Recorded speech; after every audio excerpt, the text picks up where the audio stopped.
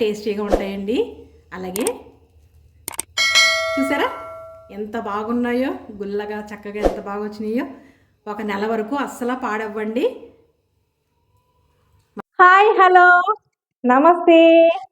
ఎలాగున్నా friends, అందరూ బాగున్నారా? నేను కూడా చాలా బాగున్నాను. మీ అందరూ బాగాలని మనస్ఫూర్తిగా కోరుకుంటున్నాను. సంక్రాంతి వచ్చేసింది కదండి. మరి స్పెషల్ పిండి వంటలు, మరి మా సైడ్ అయితే సంక్రాంతి స్పెషల్ గోరుమిటీలు సూపర్గా తయారు చేసేస్తారండి. చాలా టేస్టీగా ఉంటాయి. మరి బెల్లం గోరుమిటీలు సూపర్గా ఉంటాయండి. టేస్టీగా, సింపుల్గా, ఈజీగా ఎలా చేయాలో చూపించేస్తాను. వచ్చేసింది మన కిచెన్లోకి. బెల్లం గోరుమిటీలు తయారు చేసుకోవడానికి ఇదిగో చూడండి, ఈ బౌల్తో, కప్పు కానీ బౌల్ కానీ, దీంతో 2 కప్పుల మైదా పిండి తీసుకున్నానండి.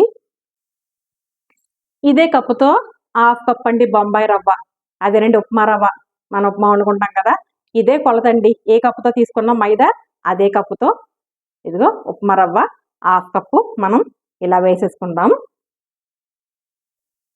కొంచెం సాల్ట్ వేసుకుందామండి, రుచికి సరిపడా కొంచెం ఇలా వేసేసుకొని,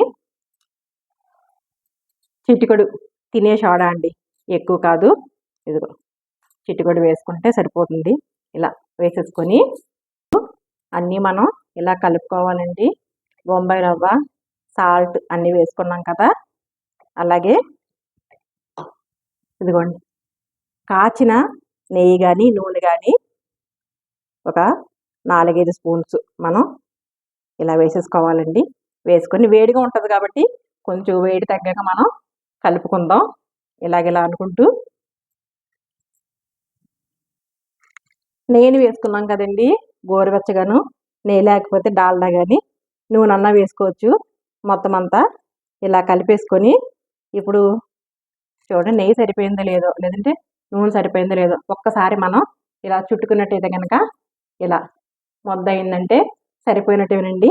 లేదంటే కనుక ఇంకొక స్పూన్ కానీ 2 స్పూన్లు కానీ వేసుకోవచ్చు. నేను వేసుకుని ఇప్పుడు మనం వాటర్ని వేసుకుంటూ చక్కగా కలిపేసుకుందామండి. కొంచెం కొంచెం వేసుకుంటూ కలుపుకోవాలి. ఇలా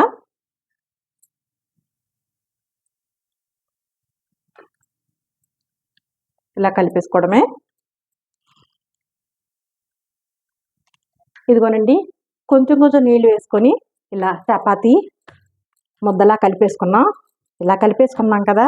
ఇప్పుడు మనం ఏం చేయాలంటే ఒక 15 నిమిషాలు దీని మీద మూత పెట్టేసి పక్కన పెట్టేసుకుందామండి. 15 నిమిషాల తర్వాత చూద్దాం. 15 నిమిషాలు అయిపోయిందండి. ఇప్పుడు మనం పిండిని చక్కగా మళ్ళీ ఒకసారి ఇలా మద్దన చేసేసుకోవాలండి. ఎందుకంటే ఉప్మా రవ్వ వేసాం కదా ఇందులోను, అందుకే అన్నీ కలడానికి, నానడానికి 15 నిమిషాలు మనం పక్కన పెట్టుకున్నాం అన్నమాట. ఇప్పుడు మనం ఇలా అనుకుంటూ పిండి అంతా తీసుకోవద్దండి, కొంచెం మేరకు తీసుకొని ఇలా ఉన్నది పక్కన పెట్టేసుకొని ఇలా చిన్న చిన్న బాల్స్ కింద, ఇలా మనకి ఎంత మేరకు కావాలో చిన్న చిన్న బాల్స్ కింద మనం చుట్టేసుకొని వేరే ప్లేట్లో ఇలా పెట్టేసుకుందామండి. ఏ సైజు కావాలితే ఆ సైజు ఇలా అన్నీ చేసేసుకుందాం. ఎన్ని కావాలో చుట్టేసుకున్నాం కదండి. చిన్న చిన్న ముద్దలు తీసుకొని ఇప్పుడు మనం ఇలా అనుకుంటూ, ఇదిగో మనకి ఏ సైజు కావాలంటే ఆ సైజు ఇలా సిలిండర్ లాగా మనం ఇలా చేత్తో 2 చేతులు ఇలా అనుకుంటూ ఇలా ఒకసారి అనుకోవాలండి. అనుకుని చూడండి, మన గోరుతో ఇలా ఇలా చూస్తున్నారా, ఒక షేప్ వస్తుంది. ఇలా ఇదిగో ఇలా ఇలా ఇలా చూసారా, ఇదిగోనండి అయింది. ఇంకోటి కూడా నేను చేసి చూపిస్తాను. ఇదిగోనండి అన్నీ ఇలా చేసేసుకున్నాం. ఇది కూడా చేసి చూపిస్తున్నాను చూడండి. గోరుతో గట్టిగా నొక్కుకోవాలండి ఇలాగా. అప్పుడు ఇగో ఇలా మనకి గోరు ఆనవాలు వస్తుంది. ఇలాగ మనం అనేసుకోవడమే, అంతే. దీన్ని ఇలా షేప్ తీసుకురావడమేనండి. అయిపోయింది. అన్నీ ఇదిగో ఇప్పుడు ఫ్రై చేసుకోవడమే. ఇప్పుడు స్టవ్ మీద ఆయిల్ పెట్టుకున్నామండి. ఆయిల్ హీట్ ఎక్కింది. ఆయిల్ హీట్ ఎక్కాక మనం మీడియం ఫ్లేమ్లో ఉంచి సిమ్లోకి పెట్టుకుంటా ఉండాలా. ఇప్పుడు మనం చేసి పెట్టుకున్నాం కదండి, ఈ గోరుమిటీల్ని ఒక్కొక్కటి మనం ఇలా వేసేసుకుందాం ఆయిల్లోను. ఇలా చక్కగా మనం చూడండి ఇలా వేసేసుకుందాం. అన్నీ ఒకసారి వేయకూడదండి, బ్యాచెస్ బ్యాచెస్ కింద వేసేసుకుందాం. ఇలా ఇలా వేసేసుకొని ఒకేసారి తిప్పేసుకోకూడదండి. వేసిన వెంటనే ఇలా కొంచెం ఒక 2-3 సెకండ్స్ అయ్యాక మనం ఇలా తిప్పుకోవాలి. అలాగే మీడియం ఫ్లేమ్లో పెట్టుకొని, మరి మంట ఎక్కువైతే సిమ్లో పెట్టుకొని అడ్జస్ట్ చేసుకొని వేయించుకోవాలండి.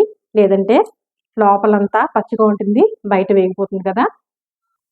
చూడండి ఫ్రెండ్స్, ఈ కలర్ రాగానే మనం గోరుమిటీలన్నింటినీ తీసేసుకోవాలి. ఇదిగో చూడండి, చక్కగా మంచి కలర్ వచ్చేసింది కదా. ఇంకెక్కువ కలర్ ఉన్నట్టయితే కనుక మరి కలర్ ఎక్కువైపోతాయి కాబట్టి ఇదిగో మనం ఇలా మొత్తం అన్నిటిని మనం ఇలా తీసేసుకుందామండి. చక్కగా ఇలా తీసేసుకొని వేసేసుకుందాం. ఉన్నాయన్నీ కూడా అలాగే మనం గోరుమిటీల్ని వేసేసుకొని తీసేసుకుందామండి. ఇలా గోరుమిటీలన్నిటిని మనం ఇలా వేయించేసుకున్నామండి. వేయించేసుకొని ఇదిగో అన్నీ మనం ఇలా తీసేసుకొని, ఈ కప్పుతో మనం మైదా తీసుకున్నాం కదండి 2 కప్పులు.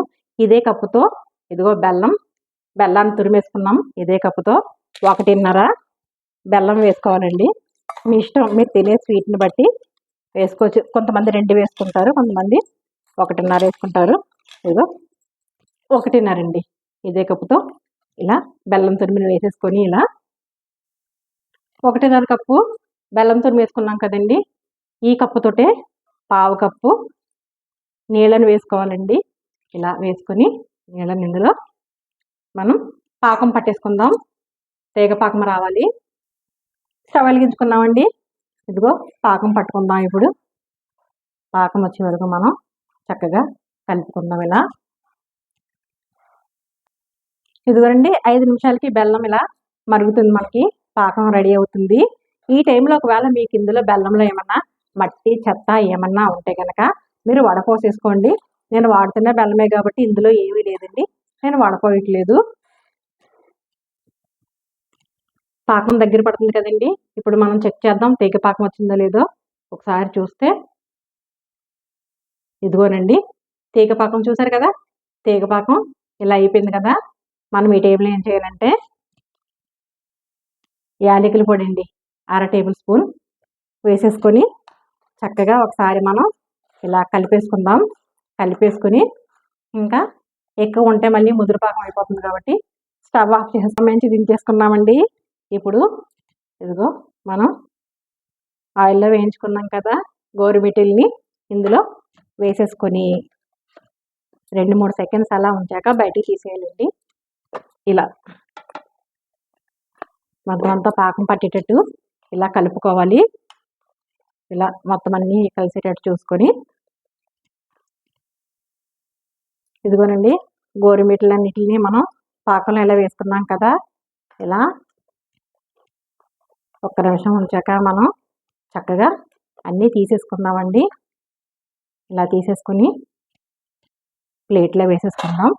మొత్తం అన్నీ మళ్ళీ ఇలా మొత్తం అన్నీ అలాగే చేయాలండి.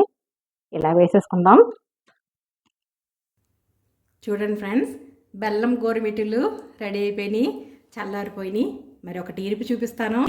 అలాగే చూసారా ఎంత బాగున్నాయో, గుల్లగా చక్కగా ఎంత బాగా వచ్చినాయో.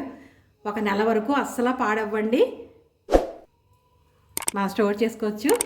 టేస్ట్ చూసారు కదా ఫ్రెండ్స్, బెల్లం గోరుమిటీలు టేస్ట్ అయితే అద్భుతంగా ఉంటుంది.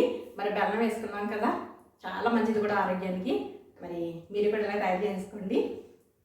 అందరికీ సంక్రాంతి శుభాకాంక్షలు ఫ్రెండ్స్. హ్యాపీ సంక్రాంతి.